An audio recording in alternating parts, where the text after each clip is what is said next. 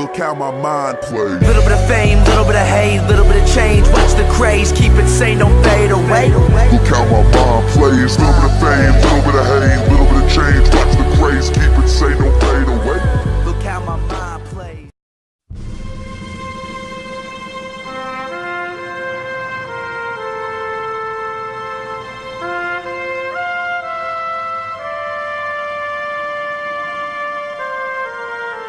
It is a simple mansion, built of stone and irony, a symbol of freedom invested with the labor of slaves and great statesmen alike. It is like no other place on earth, a house alive with the past and present. I deem this reply a full acceptance of the unconditional surrender of Japan. That a strong and a confident and a vigilant America stands ready tonight. It is an odd place where the monumental and the mundane coexist. Then to provide a nuclear strike capability against the Western Hemisphere. Therefore, I shall resign the presidency effective at noon tomorrow. It is where the most critical decisions in our history are made, and where any American can visit. And of all the things that American independence means to you and to me and to our. My fellow Americans, our Constitution works. Here, the people rule.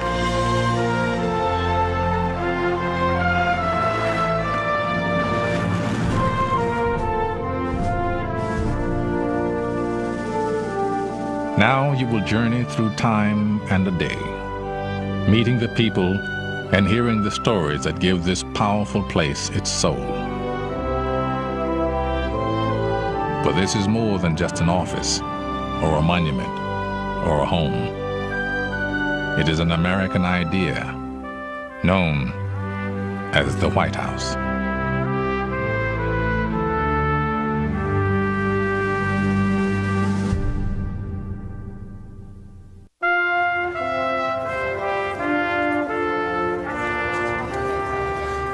It is the most familiar building on the American landscape, a house that embodies almost all of American history.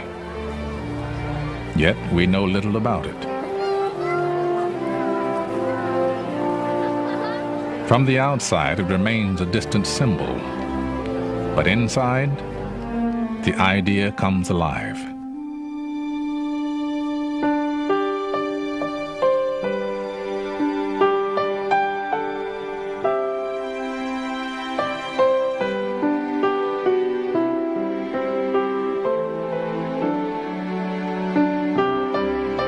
This isn't the biggest house. Many are, and most, and even smaller countries are much bigger. This isn't the finest house, but this is the best house.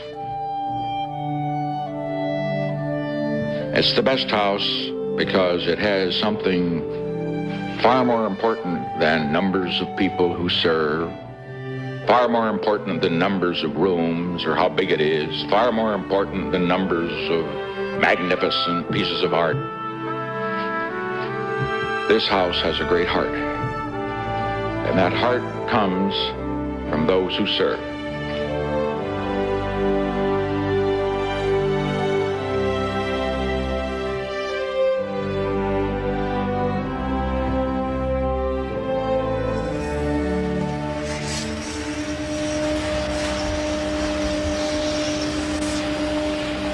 At the White House, there is no such thing as a typical day. For those who serve inside, today will be one of the most intense. These people, stagehands to history, are preparing the house for the visit of Russian President Boris Yeltsin. Hi, Brenda. This is Gary Walters, the White House. How are you today? Fine. Is Jerry in? Each time a foreign leader visits the White House, the president has an opportunity to showcase the power and heritage of the nation in a setting that embodies them in every wall, floorboard, and stone. This is the symbol, not only of the presidency, but in the eyes of the world, of the United States of America. Nothing compares to the simplicity and the strength. Nothing in the world like it. Black tie, the dinners, and we'll start off with the private reception. Very shortly, the Yeltsins will arrive. To ensure a flawless visit, there are briefings on 1,000 details of protocol and timing. But in terms of the movements, the arrival back here by the car, going up to the stage. The high point of the visit will be the state dinner tonight.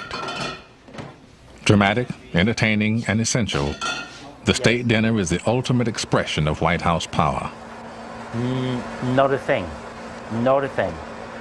Okay, we're going to start the escorts out to the South Lawn now. Everyone has More than 200 reporters will cover the visit of the Russian leader. It will begin in a few moments with a carefully orchestrated event called the arrival ceremony. Would you repeat the name again, please? Ladies and gentlemen, this is an audio check from the South Lawn of the White House. Checking 1, 2, 3, 4, 5, 6, 7, 8, 9, 10, 9, 8, 7, 6, 2 on each, 5, the line side, 1 on 4, 3, 2, 1. I am Mrs. Gore. I am Secretary Christopher. Thank you very much. Enough room for them to get past here. Right. I am Mrs. Shelley Kashvili. Are you excited about being here today? Yes. Okay. Come on, Wade.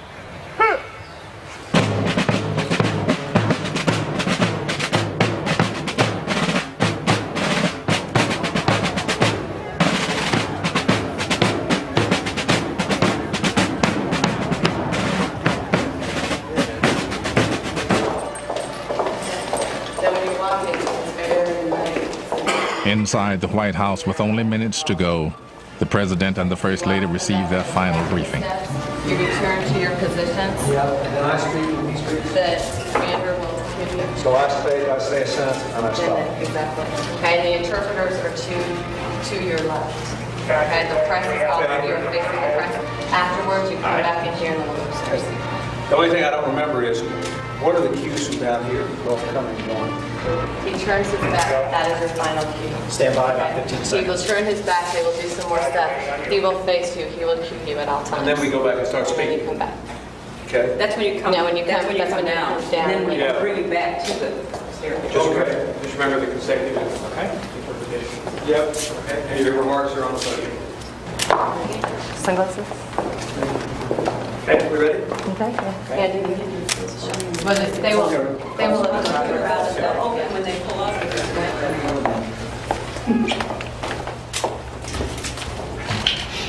Rich, thank you. You have to do that. Sneeze.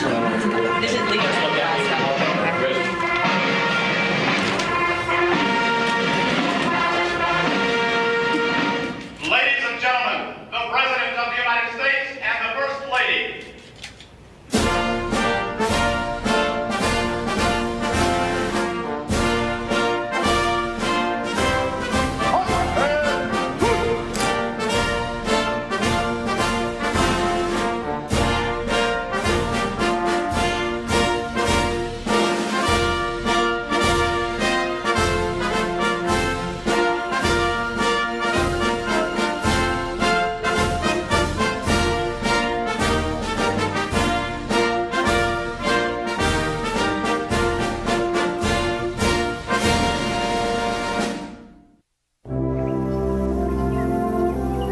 The White House is so universally recognized today that it's hard to imagine when it didn't exist. But almost 13 years after the United States had declared independence, the city of Washington was still nothing but untamed woodlands. In 1789, Congress agreed to build a new capital city. Ridiculed in New York and Philadelphia, the city and the president's house would never have been built had it not been for one man.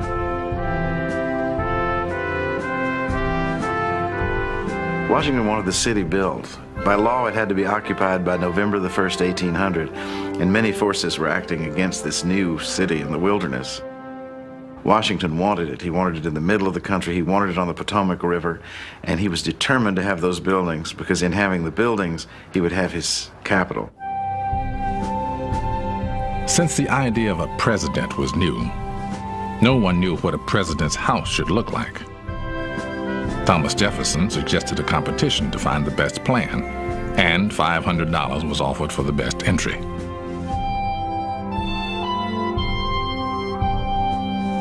After receiving several uninspired designs, one of them rumored to be from Jefferson himself, Washington remembered an accomplished builder in Charleston,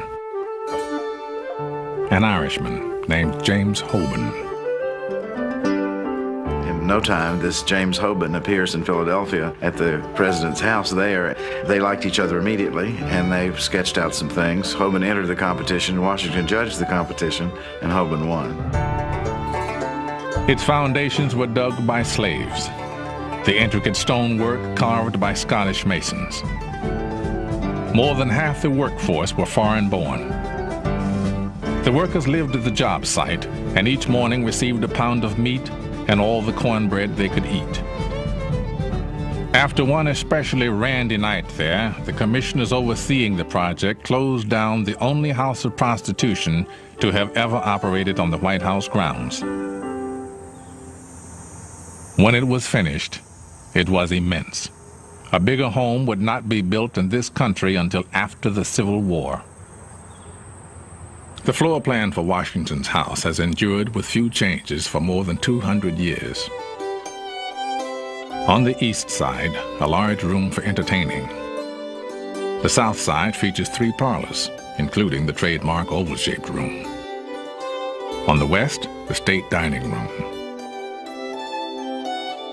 The house closely reflects Mount Vernon, evidence of George Washington's powerful influence on the design and on the presidency.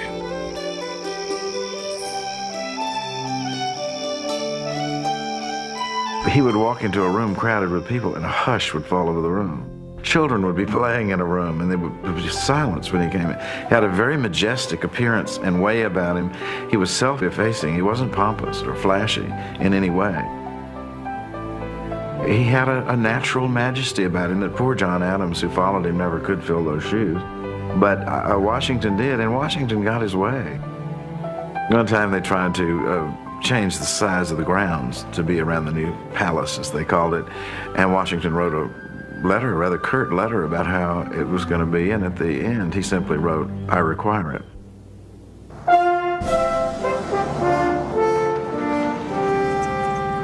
Washington was building more than a house. He was building the presidency. The house remains one of the president's most useful tools.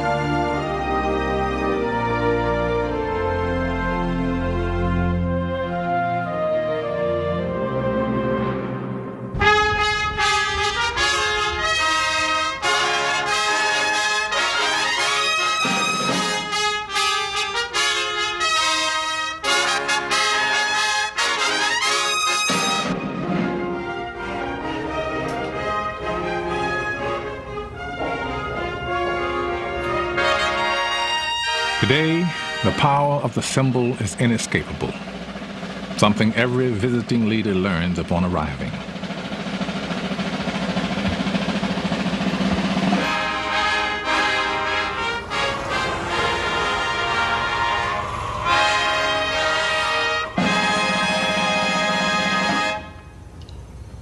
At that moment, I become the United States and he becomes Russia. And we stand for all of our people. And if this state visit goes well, then it's proof that the Cold War is really over and we're making a newer and better world. And I don't want to mess it up. I want to do it right because it's the United States. Conceived by President Kennedy in 1961, the modern ceremony not only impresses the visiting leader, it gives him the distinction of being welcomed here. Уважаемые господа Гиллари Клинтон, дамы и господа, искренне рад новой встрече с Америкой. Together we have agreed to safeguard nuclear materials and to shut down plutonium production reactors. Вместе мы согласились обеспечить безопасность ядерных материалов в проблем, таких как терроризм, ухудшение окружающей среды и организованная преступность. Together we can and we will make a difference not only for our own people, but also for men, women, and children all around the world.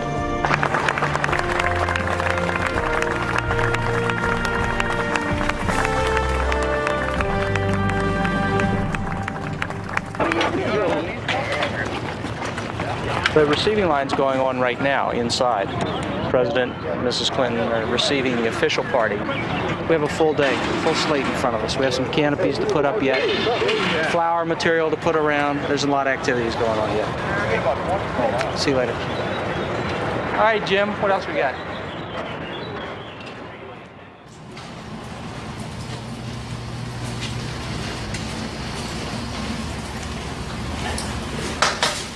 In the White House basement, the first preparations for the state dinner are underway. Here, the butlers will find some of the 1,500 different pieces of china to set tonight's tables. It's one of 100 different tasks the White House staff will finish in their push to the dinner, now 10 hours away. Upstairs, in the entrance hall, a receiving line welcoming the Russian delegation is concluding.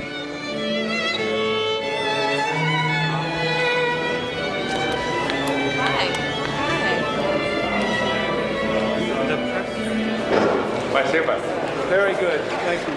Just a few steps away, the china is wheeled into the old family dining room.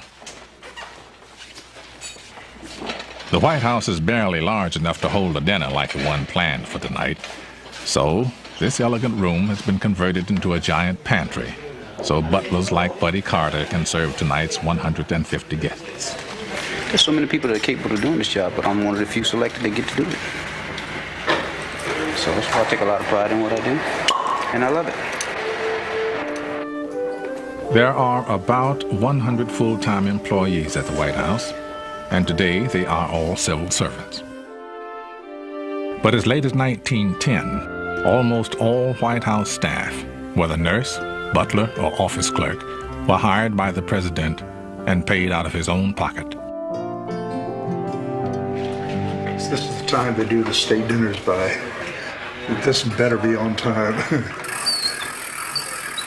The White House resident staff still serve at the pleasure of the president, but they are managed by someone called the chief usher. Can I speak to Jim, please? Gary Walters has been the chief usher for 10 years. He's a conductor, directing everyone from butlers to plumbers, all the people who serve the family and make the house work. In addition to all those things that you see and wonder how they're going on, there's also those things that are going on behind the scenes. This is still a home.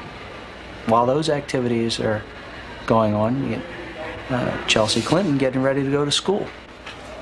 2 extra chairs, including Secret Service chairs. Most of the staff end up a career here at the White House and have a feeling of love, awe, responsibility to the presidency in working in the House. I mean, we just don't read it or see it. We actually participate in it. Behind the scenes, to be sure, but we do, which I think is a better place for us to be. There have been only 8 chief ushers in the history of the White House. This small handful of men has prided themselves on lives actively seeking the background, catching the embarrassing moment before it happened, and then slipping unnoticed out of the picture. The most improbably named chief usher was also the longest serving. His name was Ike Hoover, and he arrived here in 1891 to help install the first electric lighting. At the presentation of this aviation medal. By the time he left, 42 years later, he had helped manage the House for a third of its life and served 10 presidents.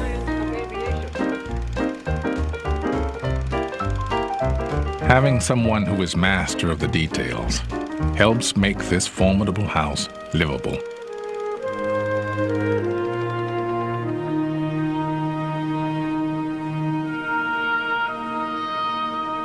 When you walk into the White House and know that you're going to be living there, it's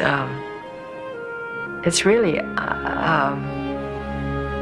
it's a hard feeling to describe. You think, I'm walking into this White House where all these other people walked before me, and all the things that went on. I mean, it's very humbling and awe-inspiring, and takes a little adjusting.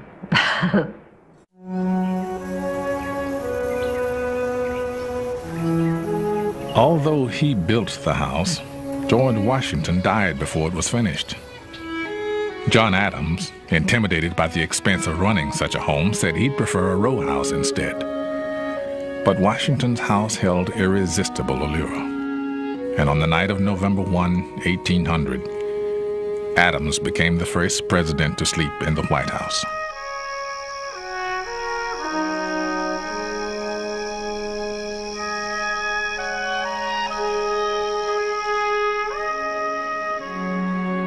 Well, he woke up the next morning and he wrote a letter to his wife. It seemed to settle in on him. And it's really, you might say, the first experience you know of a president having in that house. You see, by now it is the president's house. It seems almost an afterthought, but it's very beautiful. And he says, you know, may heaven bestow the best of blessings on this house, and may none but honest and wise men inhabit it hereafter.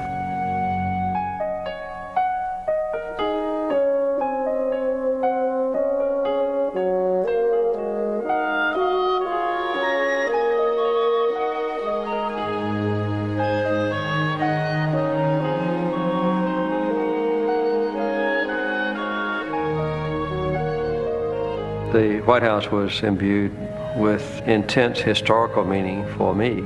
Just to think that you know, that's where Theodore Roosevelt and Abraham Lincoln and Harry Truman and Franklin Roosevelt and John Kennedy had lived and worked was sobering and also exciting.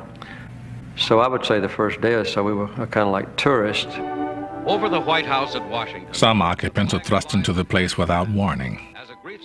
On April 12, 1945, Vice President Truman was urgently summoned to the White House. When he arrived, Eleanor Roosevelt told him the news. Harry, the president is dead. A stunned Truman asked if there was anything he could do. Mrs. Roosevelt replied, "Is there anything we can do for you, Harry? For you are the one in trouble now." As formulated by the Roosevelt administration.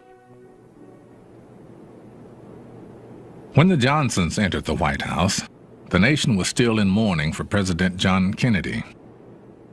One of the times that was a throat-gasping time for me was the morning of December the 22nd, when I came down to the first floor, where all of the chandeliers had been draped in black net, and to come back and see that gone, and the Christmas tree brilliantly alight.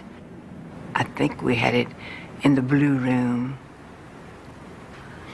That was just, you just gasp with sort of relief, and now we are started, and life will go on. For the first families, from the moment they move in, life goes on in the public eye. For their own sanity, there must be a refuge. And at the White House, it is upstairs. Only above this stair is privacy absolute. Never, while a presidential family is in residence, may cameras pass beyond this gate. Cameras above the first floor are still rare because this is where the families live. The second and third floors are one of the few places on Earth where the families are not accompanied by Secret Service. At the heart of the second floor is the yellow oval room, which leads to the Truman balcony. And we sit out here and have discussions, or sometimes we'll have a candlelight dinner here on the balcony. And as you can see, the tourists are over here by the fence, and for a change, we watch them.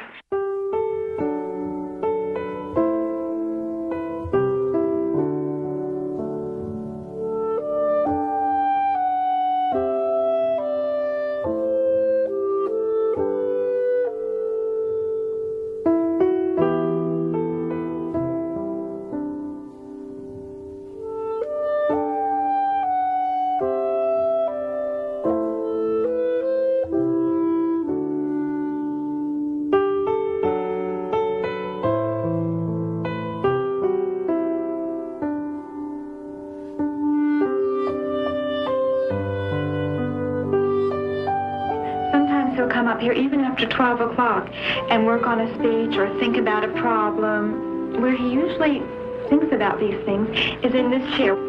This was my father's favorite chair there.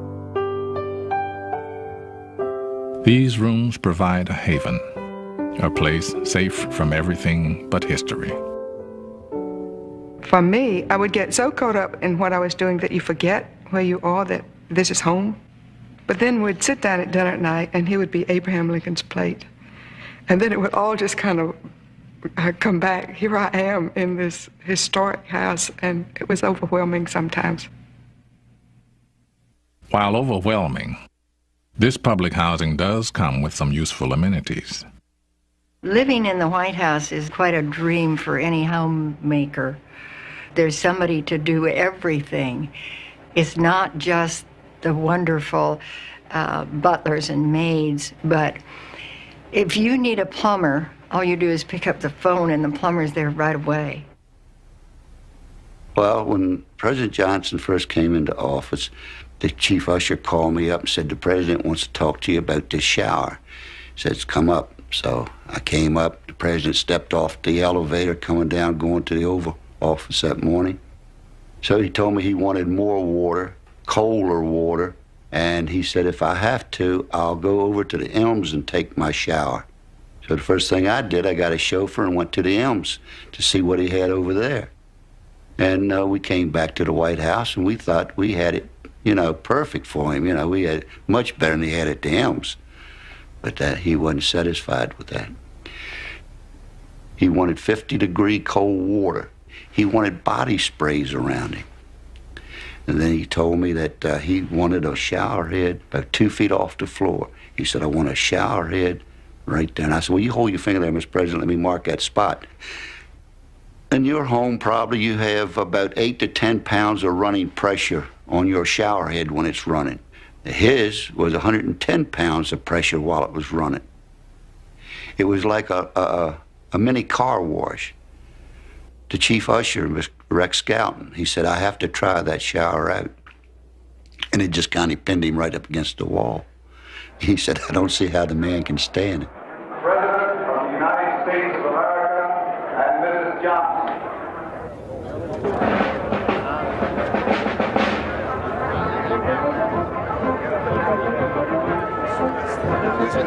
Involves a more mature level in the U.S.-Russian relationship. In the Rose Garden, Presidents Clinton and Yeltsin honor World War II veterans from both nations.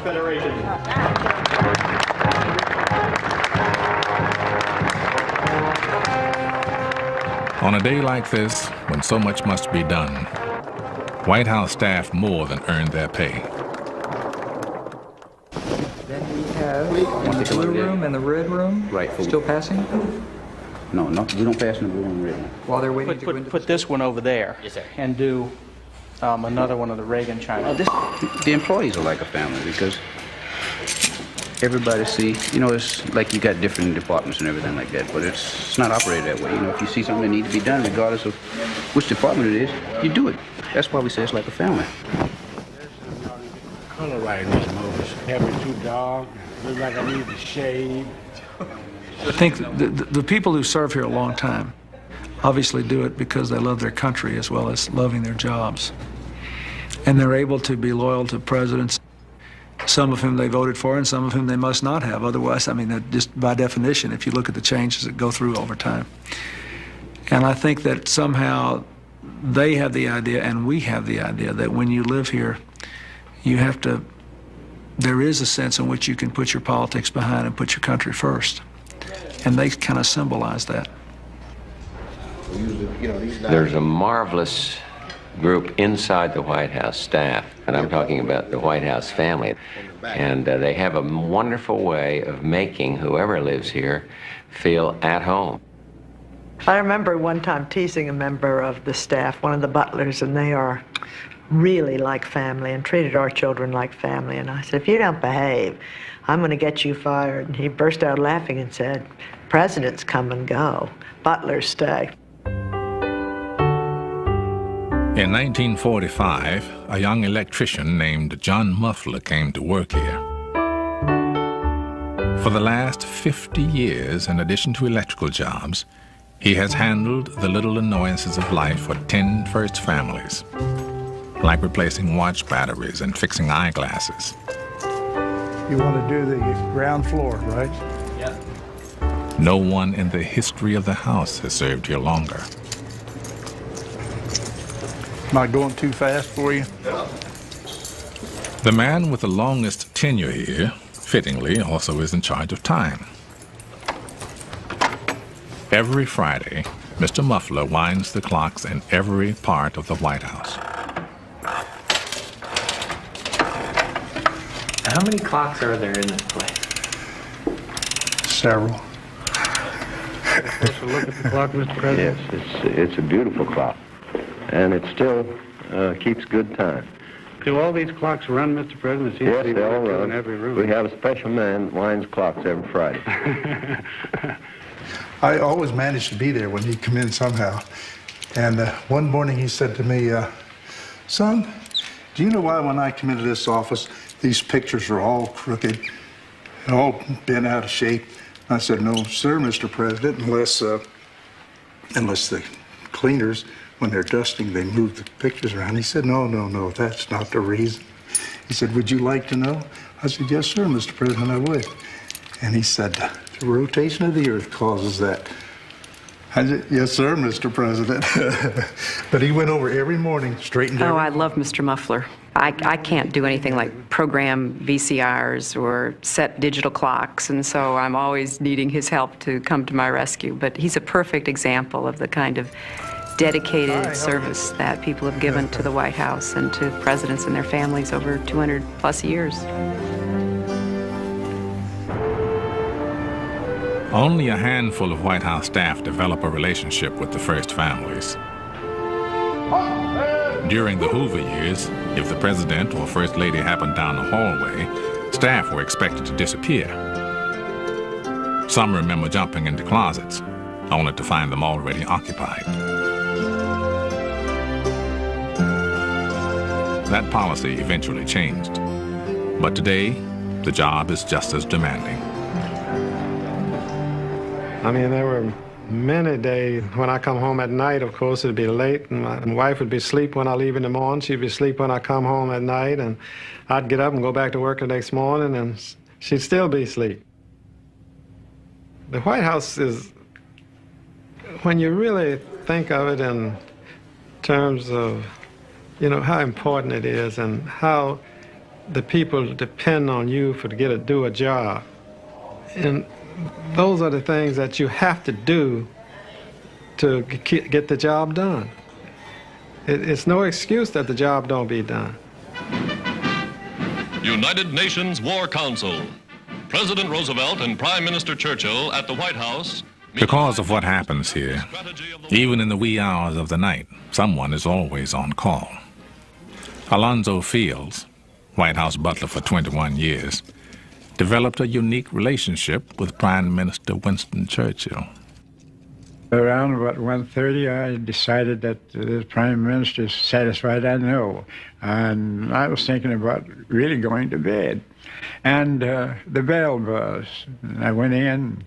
The Prime Minister was walking up and down with this scotch in his hand, talking, quoting, and saying different things. And he says, we're trying to find out from the Russians we can do for them. But what can we do? It's like an iron shade. And then he stopped and stomped his foot. Oh, make that an iron curtain. And then he saw me, and my eyes saw the bottle was empty. My poker face didn't fool him. He says, yes, my man, I need some more to drink. He says, I have a war to fight, and I need fortitude.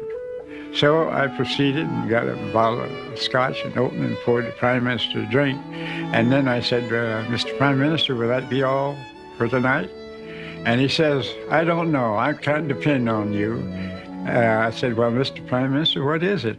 And he says, well, if ever I'm accused of being a teetotaler, I want you to come to my defense. I said, Mr. Prime Minister, I'll defend you to the last drop. Whether war or household drama, the staff lives it with the first families. I remember when President Carter's grandson, James Earl Carter, the fourth, was born soon after the inaugural. I mean, there was a sense of euphoria here at the White House through everybody. We had a grandson born, about a month after we moved in, little James. And when we left the White House, at the end of 4 years, I will always remember Alfredo holding James in his arms with tears running down his cheeks that we were leaving. The children, you know, especially the little ones, will remember me for the rest of their lives. And that's exactly 2 weeks ago, Jimmy came over. And Gary is this high, and Alfredo. And I was teaching him when he was a baby. Meanwhile, I was giving him the food because I was taking care of him, see? I was teaching him in the Spanish language. Uno, dos. And I remember him crying, and Alfredo just cried and cried because he loved that baby.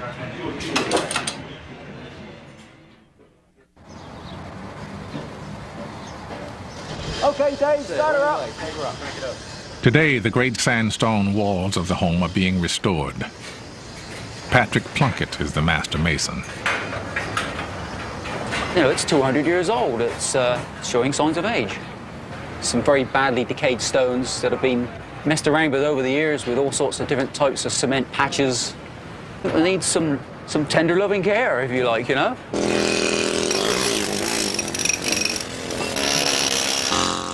The masons have finished 3 of the 4 sides of the house, hacking out decayed and crumbling stone and replacing it with new. The replacement stone comes from the same quarry as the original. Because it was porous and vulnerable to the elements, the first masons sealed it with a wash made from salt, rice, and glue. Out of necessity, they produced the first layer of paint that would come to define the house itself. By 1979, there was so much paint on the walls another layer wouldn't stick. After removing some 32 coats of white paint, workers made a remarkable discovery. Burn marks from the most humiliating event in White House history. It's hard to imagine today, but back in the Madison administration, during the War of 1812, the British Army captured the city of Washington and burned the White House. The Madisons were trying to keep a cheery face on it all, and they had a dinner party. And some of the most amusing in the context letters in the Madison papers are regrets to that particular dinner party that night in August. Lo and behold, you could hear the gunfire. Mrs. Madison finally fled herself, left the house alone with Paul Jennings, a slave. Jennings was to bank the fire, ironically, to keep it from burning down. Well, the British came in at 11 at night. They saw the dinner. The officers sat down and had the dinner. Furniture was piled up in the rooms with lamp oil on it. The windows broken out. And at about 1 a.m., the British stood with flaming javelins in a circle around the house, and Lieutenant Pratt fired his pistol. The javelins were thrown in the house, and it exploded. Mrs. William Thornton, a British citizen, was there and said it glowed like a great plum cake. The White House was reduced to ashes except for the stone walls that General Washington had cherished so.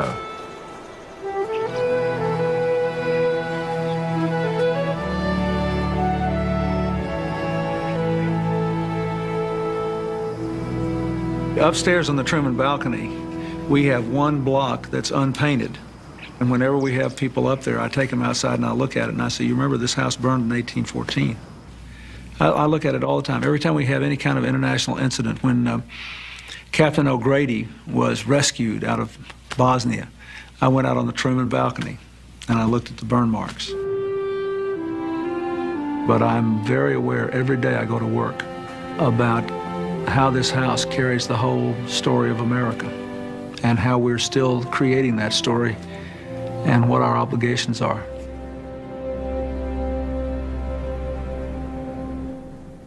Excuse me, please.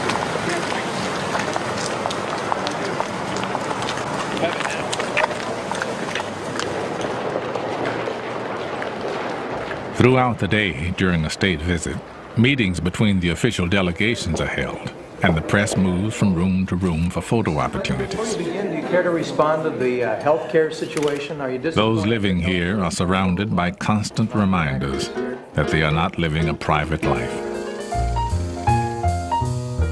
I feel as though I've just turned into a piece of public property, Jacqueline Kennedy said after only 2 months in the White House.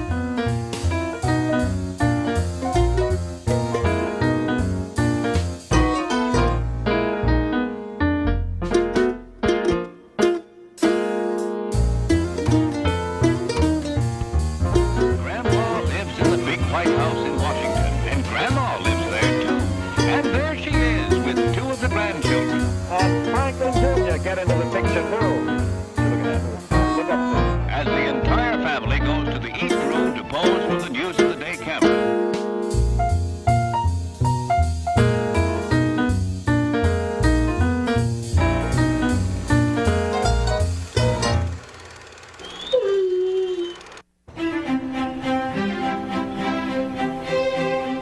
The incessant activity swirling around the White House belies the fact that it sits in the middle of a quiet 18-acre garden.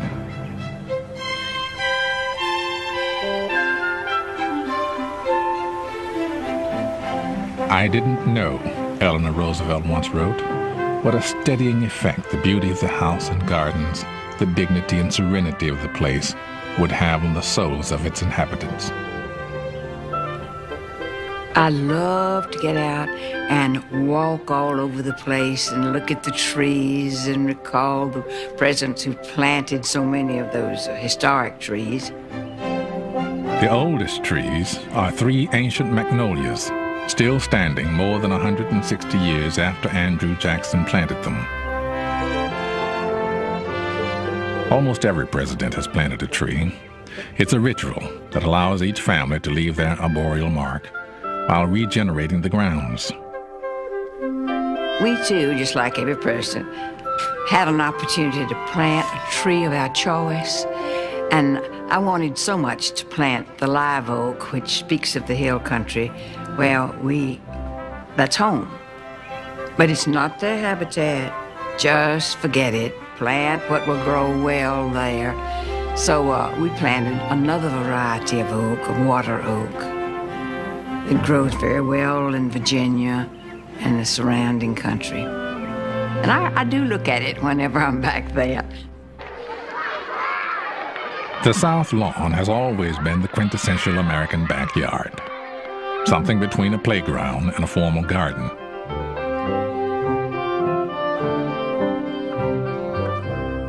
President Wilson kept a flock of sheep here, and he also welcomed the first autogyro.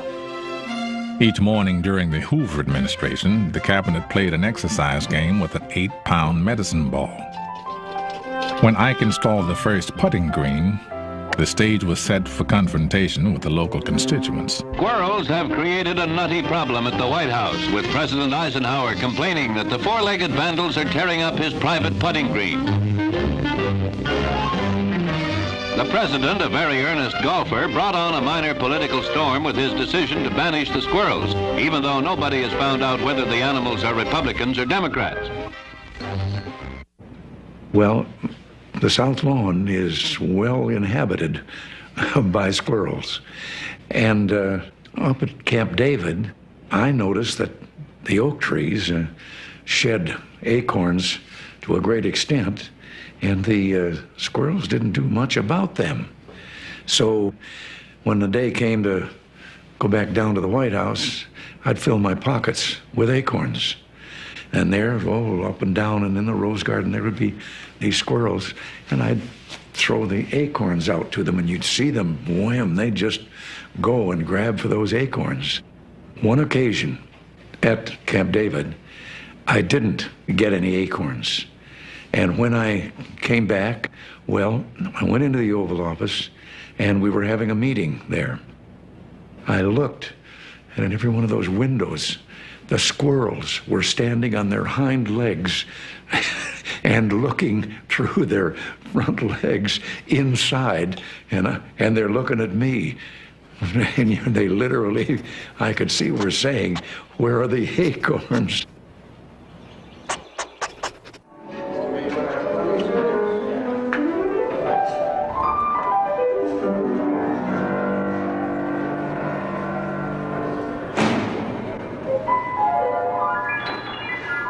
At about 3 p.m., the pianist for tonight's entertainment practices in the East Room. One floor below, in the White House kitchen, Chef Walter Scheib is gearing up for dinner, now only 5 hours away. Serving anybody in the map room like we did last time around? No, I don't think in the dining room. In addition to the normal pressure to please, turn-of-the-century chefs had to routinely serve 7-course family meals and 20-course state dinners. The pleasures of these meals were not lost on President Taft, who tipped the scales at more than 300 pounds. Though a success in the kitchen, the chef's handiwork was causing problems elsewhere. White House bathtubs proved too narrow for Taft. To his consternation, the president was frequently left stuck in the tub. White House ushers were sent scurrying to find a proper vessel. When it finally arrived, it was 41 inches wide, could hold nearly 65 gallons of water, and all the men who installed it. Tonight's guests will be served low-fat yet elegant fare. An appetizer of ginger-marinated salmon, rack of lamb, a salad of mixed greens, and one of the legendary White House desserts. That's a really nice color there, very nice blonde. Roland Messnier has been pastry chef at the White House for 16 years. Okay, and that goes back. This is when I am even more nervous than normal. You have to remember, you know, when you serve a state dinner, who are your guests? The dining room is filled with extremely important people, people that have been everywhere, that have tasted all sorts of food. And our job is to make sure that the guests will leave the White House feeling that the President and Mrs. Clinton did an excellent job receiving the guests. Not the pastry chef, nor anybody else, but the President and the First Lady. That has to be very, very well understood. And I think if you can do that, then I think you do your job fairly well. Messnier's almond baskets will be the dinner's grand finale. Here we are. Not only backstage. It's a type of culinary touch that has always attracted the attention of gourmets, including Julia Child. Henry Haller, who was born in Switzerland, had his training. While history has recorded the names of almost every White House chef, the names and lives of the kitchen assistants and the servants who toiled on the staff have gone largely unrecorded.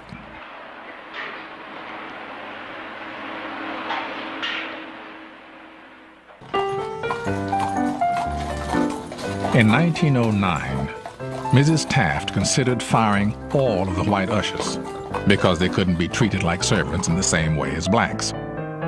She was persuaded not to. Despite the discrimination, black Americans who worked here then created a vibrant world.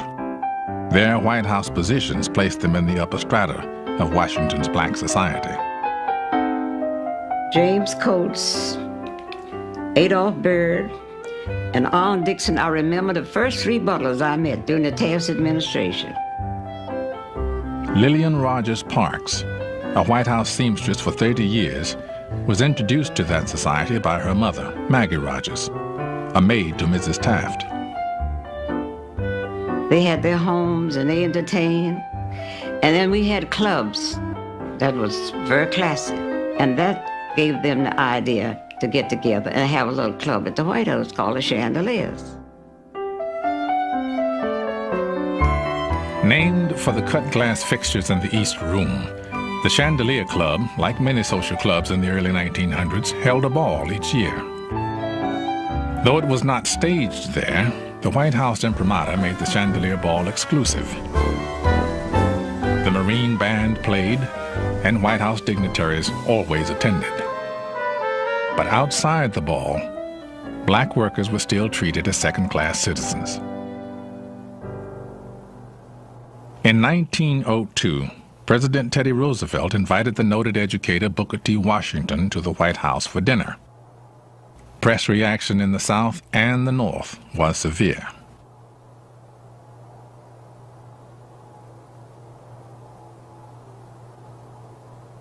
Roosevelt was chastened.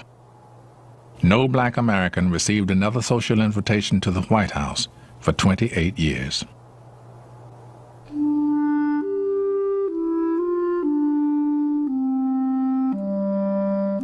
When Chief Butler Alonzo Fields arrived at the White House in the 1930s, he kept a daily diary, monitoring numbers of guests, how much food was served, and the performance of the staff. But on some occasions, like a visit by Vice President Jack Garner, he also recorded what he heard.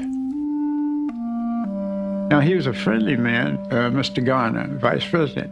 Hello there, boys. How are you boys today? And, oh, he smiled, and I'm sure that he would do almost anything for you as long as you accept that you're boys and that type of attitude. The President says, how you doing, Jack? Well, he says, I'm doing better now. He says, I'm down in Texas there, and my belly's so damn big I can't get down to trim my corns. And I got an old nigger doctor up here that comes in and works on my feet. Now, boss, if you have any problem with your feet, I'll send him over to you. Well, in this, you have a twofold situation. He's recommending the man as being good. You say you ought to be satisfied with that. But in the way his recommendation doesn't give you any credit really at all. If you're going to fight to prove that you're better than anything he thought you were. Be as humble as possible, ignore it, and then build a pride in yourself that these people, they think they're better than I am. And you can say within yourself, I know what I am. I'm serving the country.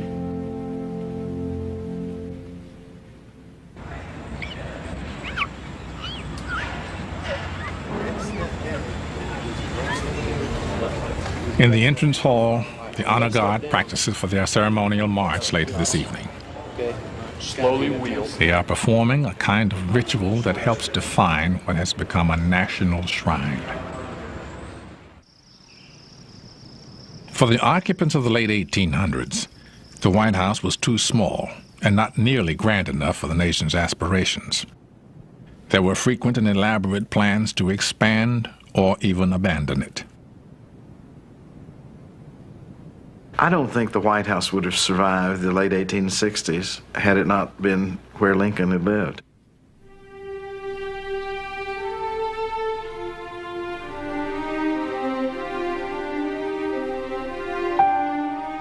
You think of Lincoln in his nightshirt going down the hall at night with the wind blowing, in his dreams that his secretaries told about, his wife's problems, the child's death.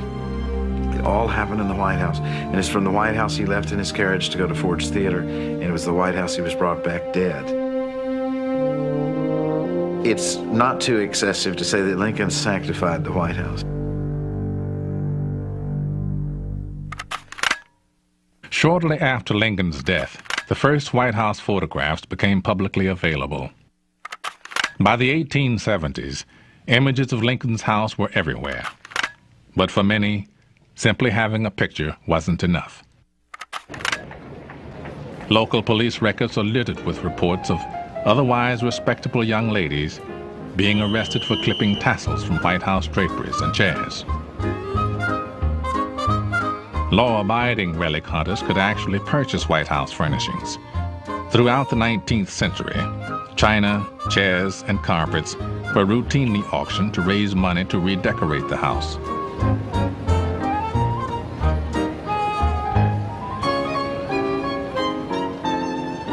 Now, Mrs. Theodore Roosevelt began to be upset about these auctions.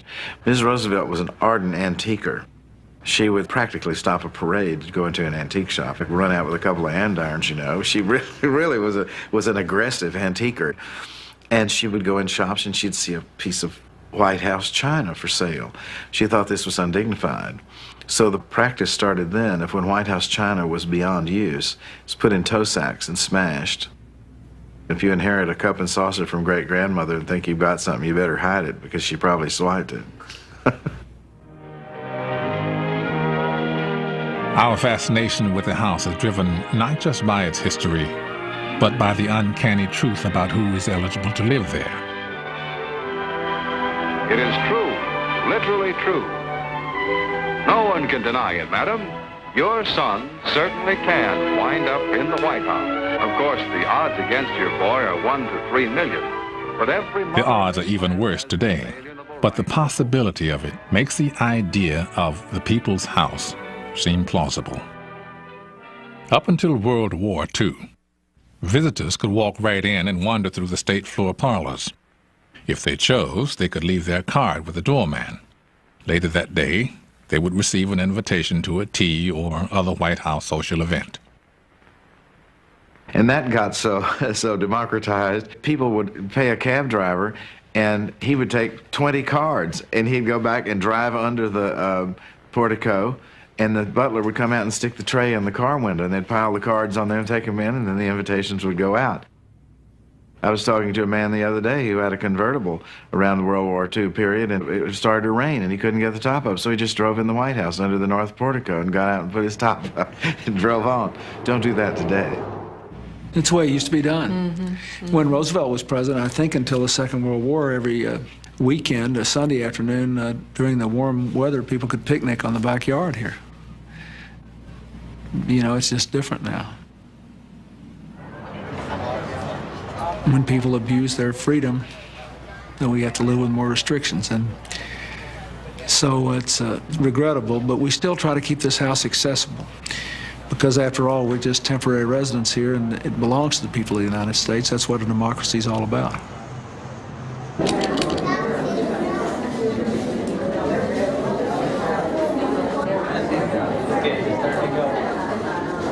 That's the Independence Hall at 6th and Chestnut Street. What room is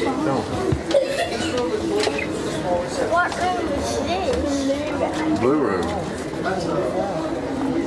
I used to take some foreign visitors, heads of state, to the tourist line.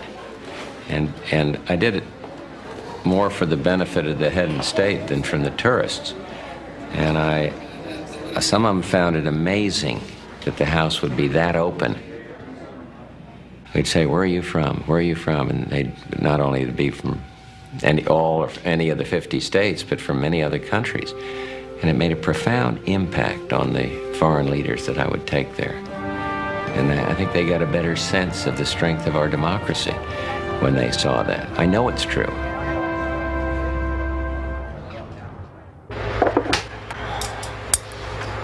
Now, this is what we call pulled sugar, which is simple water, glucose, and lemon juice. With only hours to go before the evening begins, pastry chef Roland Mesnier is finishing tonight's culinary grand finale.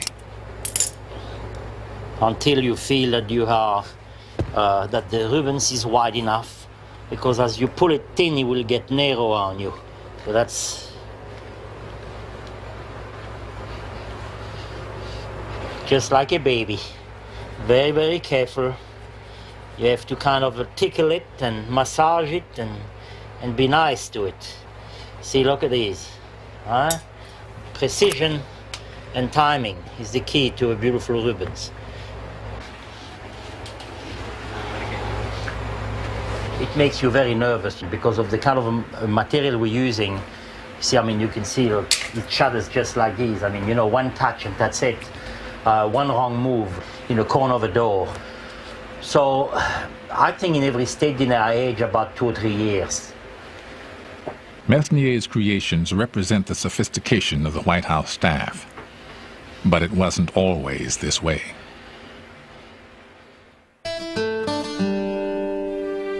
At the end of the 19th century, the president's house reflected the manners of a frontier nation, not the style of an emerging imperial power.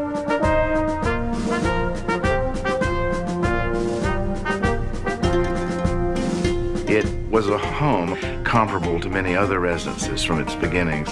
And then enormous demands came upon it, and we've had a rather imperial community come to Washington.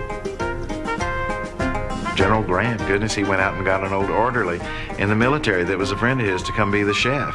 And they had a state dinner, and here apple pie came out and big slabs of roast beef with gravy dripping off of the plates, and Miss Grant was mortified. These ambassadors didn't know what to do with it. You'll get on the floor and chew it or what? By 1902, a brilliant young man named George Cortelyou had changed all of that.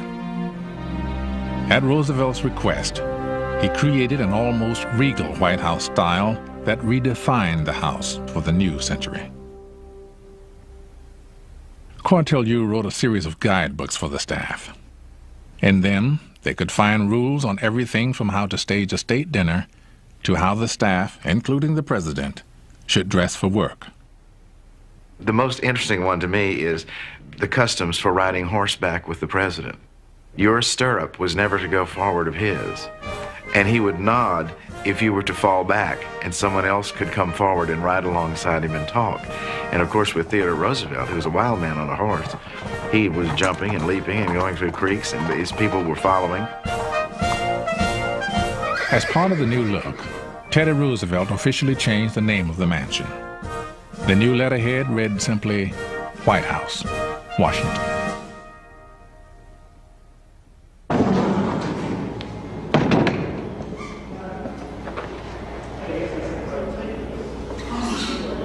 Inside the state dining room, with only a couple of hours to go, Chief Usher Gary Walters is struggling with the most pressing problem at the White House, a lack of space. And that one goes up in that gap a little bit, then that one can move over this way, right? How are we doing there? Can we offset one of those? This one and gain the room. No, It may seem small today, but for the Roosevelts at the turn of the century, life in the crowded White House was miserable. Along with their 6 children, the President and First Lady were crammed into only 8 rooms in the west end of the 2nd floor. At the other end of the floor, almost 30 office workers toiled amidst the noise of telephones, telegraphs, and typewriters. Roosevelt solved the space problem and changed the house forever by building a new wing for his staff. It is in the West Wing, not in the house itself, that the most famous room in America stands, the Oval Office.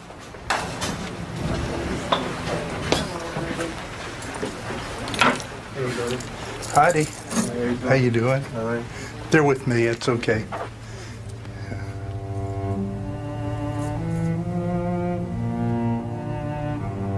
Frankly and definitely, there is danger ahead.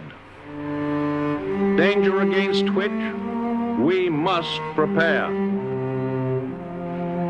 We are now prepared to destroy more rapidly and completely every productive enterprise the Japanese have in any city. We shall destroy their docks, their factories, and their communications. It shall be the policy of this nation to regard any nuclear missile launched from Cuba against any nation in the Western Hemisphere as an attack by the Soviet Union on the United States.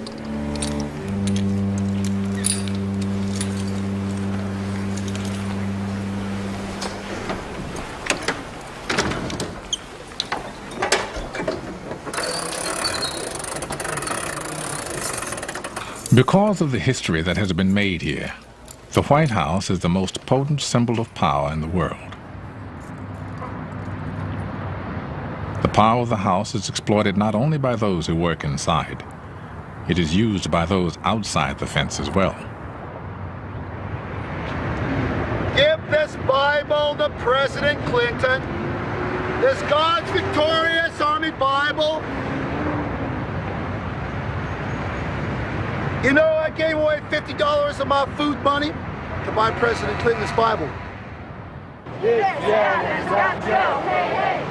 I have learned other ones was old ones. What America really needs is a good fight all around. Agitate the hell out of the president. I mean, he's the one, he's big cheese. Lord bless you, Mr. President. Father, I give you praise in Jesus' name. I give you praise, sweet Jesus. Today, the White House is an obvious and irresistible target for protesters.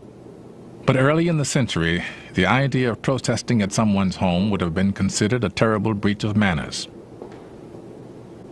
On January 10th, 1917, the nation was shocked when women suffragists began to demonstrate. It was the first time a picket had ever been conducted at the White House. The New York Times described it as petty and monstrous. Others called the picketing a piece of impudence, deluded and dangerous. The nation, one editor wrote, is shamed. For their brazen gesture, 97 suffragists were jailed for 6 months without a trial.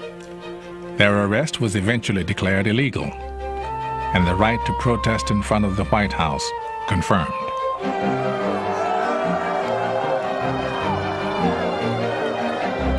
Our Book of Peace is a book of 38,000 authors, each one of which says with persistent iteration, we demand that profit be taken out of war making. This gap has got to go. Hey, hey. Ho, ho.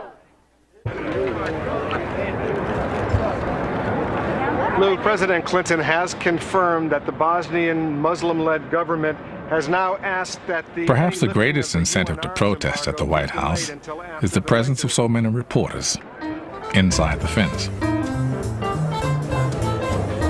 By 1950, a permanent corps of reporters was in residence, operating from the same area Teddy Roosevelt had set aside for them 48 years before.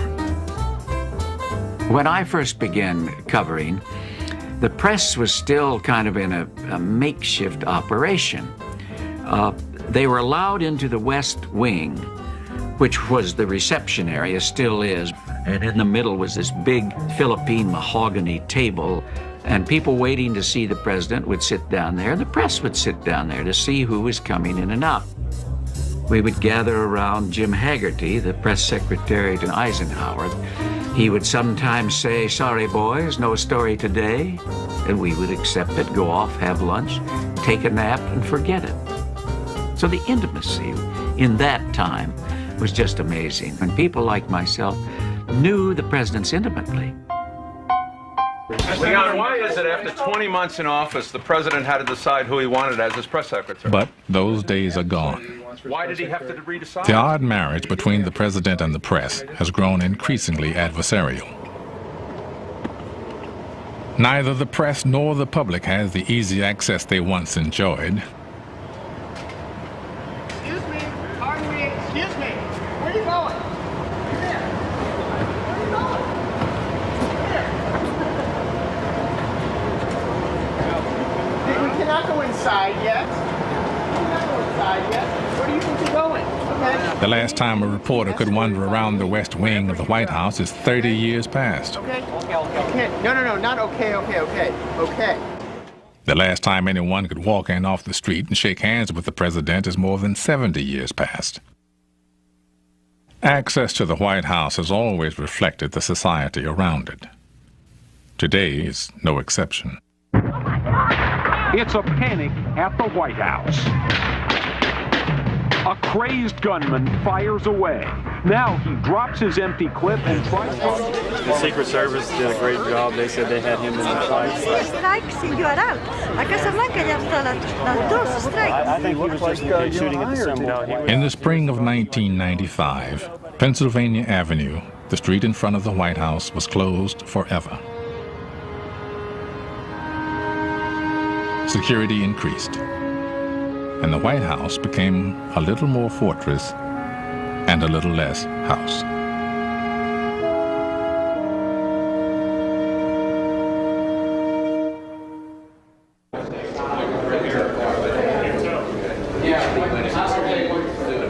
By 6 o'clock, an hour before the first guests arrive, the White House staff is in a whirl of final preparation. No. They greet these people here. They greet these people at the North Portico. Each of the head people, the tables have been set up very well. I personally checked them. The front person should check each table to make sure there's not any foliage or anything hanging around. I hope there's nobody here.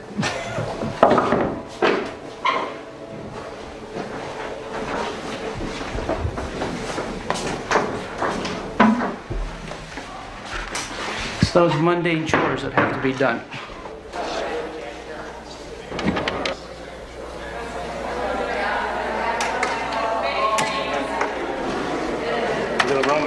That's part of what the evening's about. I'm coming back at you. Is part of setting a mood as well as entertaining guests.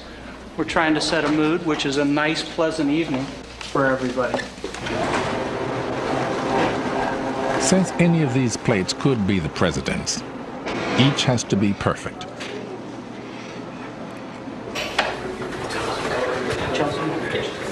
Okay, good enough. You gotta know what you're doing. Not just anyone can serve the president and his guests. Besides careful training, each of these waiters has undergone an FBI background check. Oh, no problem. How's your bowling game? The state dining room, like the rest of the house, is ready. But Gary Walters isn't taking any chances. If the chief usher had made a similar inspection of the house 45 years ago, he would have found a few things out of place. In 1948, the White House was completely gutted. The floors that Jackson, Lincoln, and two Roosevelts had walked across were gone. By 1947, with the house crumbling around them, the Trumans moved out. Not since 1814, when the Madisons retreated from the British, had a president been forced to abandon the White House. The house had been used hard. Everybody's in a hurry there. The clock goes like that. When you needed a new bathroom, you just drilled the timbers and sent pipes through. If you needed a sink, if you needed wiring, drill. It was like a cheese. Plaster would powder down from the chandeliers, and at one point, one of the chandeliers jumped down a few links on the chain. When the White House reached the breaking point, Gerald Ford was a freshman congressman on the Public Works Committee. The president summoned them for a tour of the ragged home.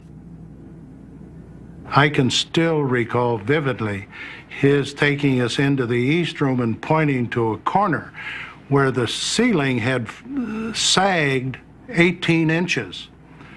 And he said, under no circumstances would he stay there with his family. Truman was working on sacred ground. He had to save the old house, but build a new one in its place. Workers saved the doors, fireplace mantels, and windows. They copied the details they couldn't remove. As they rebuilt it, the inside of the house was put back exactly as before. Though it was now constructed of steel and concrete, Jefferson and Lincoln would have easily recognized their old home. You know, when you think about it, it's President Truman and George Washington who did the most to the whole place. But it took a President Truman to do it. An antiquarian would have had nightmares. Oh, my goodness, the original beams. Truman said the original beams, well, cut them into boards and panel the basement rooms with them. And the idea is preserved. That's really what it is. The idea of the house and the symbol is bigger than any material part of it. And that has remained intact and is really more powerful than ever today.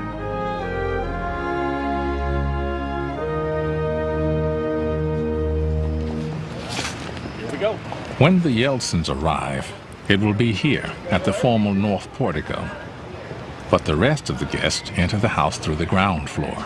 September 17th. He's the actor in LA Law. In LA Law, okay. My kid will be so impressed. The men have it easy tonight. They are all wearing tuxedos. What's appropriate for the women to wear to a state dinner? What kind of reaction do you think you'll get tonight, Senator? Pardon me? What kind of reaction do you think you'll get tonight, Senator? From whom? These people are all very appropriate. All the attention betrays our fascination for these people, for they are our stand-ins. We want them. The photographers opened the house. Their images take us there to visit and dine with the president, because the vast majority of us cannot. On the left there, Steven Spielberg.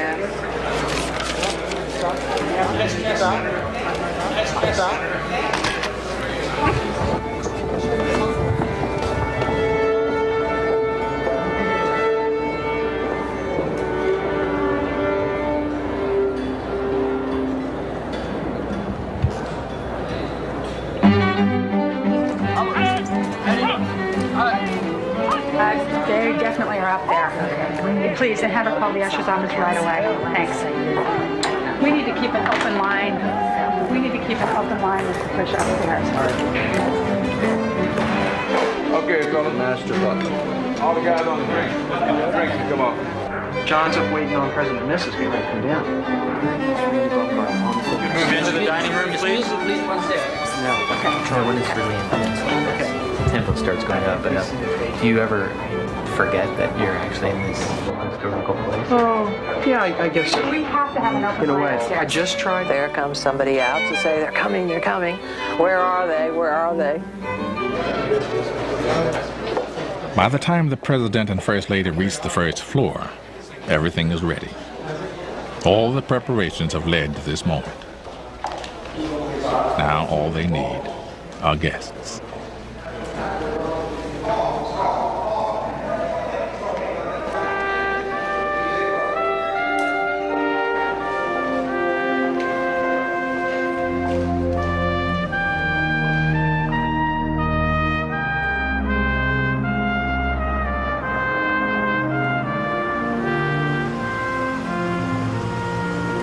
At night, it's a very different thing than what happens at the beginning of the state visit. We will have worked all day long, and the visit will either have been a success or a moderate success or maybe not so successful, but what you want to do at night is to at least seal the best possible relationship you can between the leaders and the countries. So at night, you really just want them to enjoy themselves. You want them to have a good time at the dinner, to say what they want to say at the toast, and just be glad that they could be there.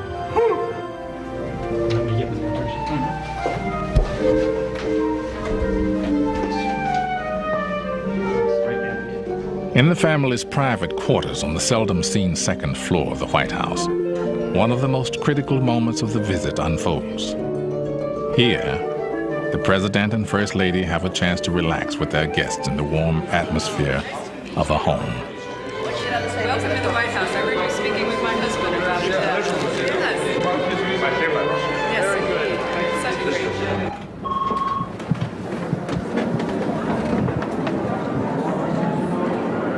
The press waits at the foot of the grand stair, where in a moment, one of the most formal ceremonies of the state visit will occur. The presidential entrance march. I didn't get the only question. I think you got your question.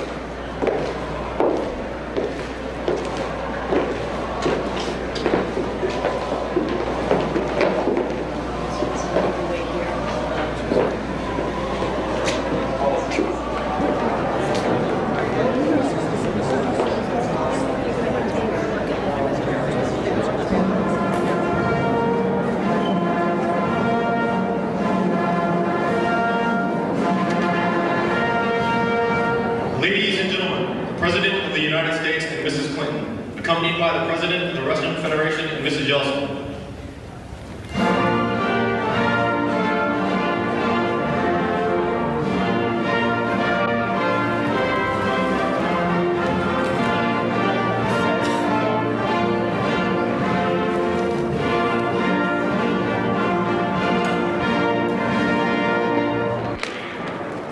The receiving line is charged with excitement because, famous as the guests may be, they are about to meet the two most powerful men in the world.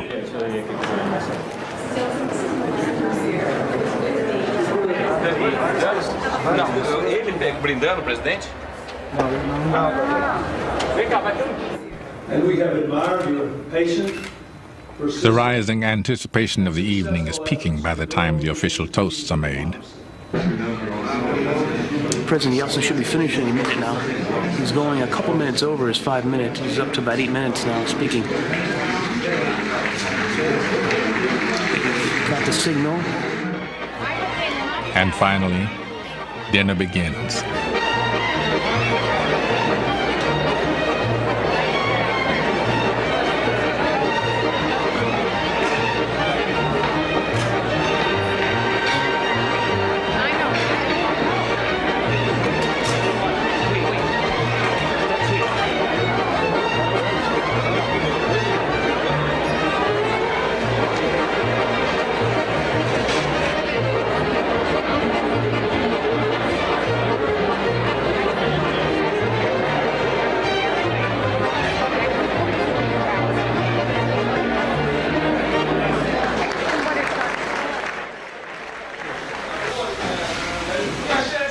While dinner continues upstairs, downstairs, the staff is battling back an avalanche of dishes. Working hard, fellas. Cocktails at 7. After the cocktails, that's when it starts flowing in. Start coming down, and after that, it's non-stop. Do you kind of forget where you are, or do you ever forget where you are? No. You know you in the kitchen washing the dry dishes.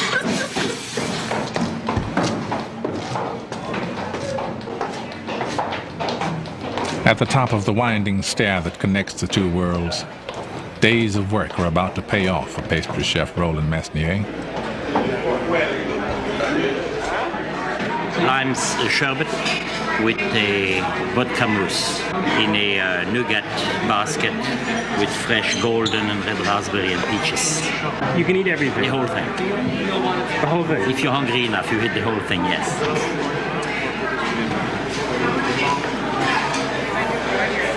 Curry straight, please. Curry very straight, please. On evenings like these, dinner is followed by a performance in the East Room.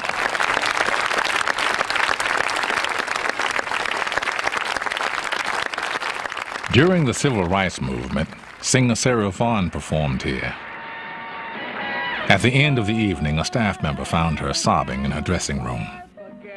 When asked what was wrong, she said, "Nothing is the matter. It's just that 20 years ago when I came to Washington, I couldn't even get a hotel room. And tonight, I sang for the President of the United States in the White House. And then he asked me to dance with him. It is more than I can stand."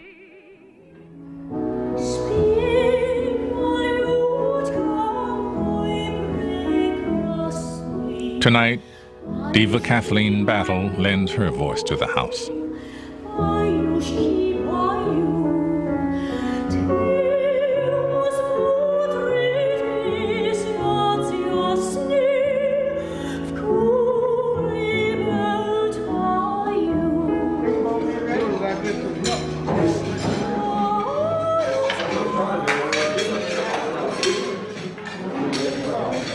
I think one of the attractions of the White House, one of the things that makes it so precious in our country, is the fact that a family really is living there every day. That it's a center not only of political power and prestige on a global basis, but has that human touch of individuals enjoying life within those, I guess you might say, hallowed halls.